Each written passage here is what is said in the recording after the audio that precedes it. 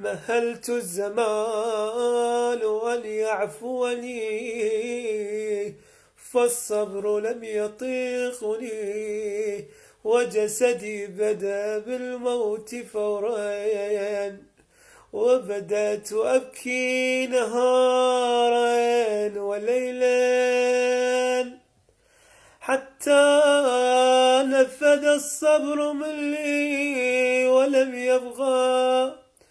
ولم يبقى لي أحد، فالدنيا ماتت فيها الضمائر، والرحمة والخير لم يعدوا مثل السابق. كنا عندما ننادي أهل الرحمة يأتون متسابقين، يقولون ماذا بك، نحن نشد ظهرنا على ظهرك، ونحن ننفعك، ماذا تريد؟ الآن عندما أكل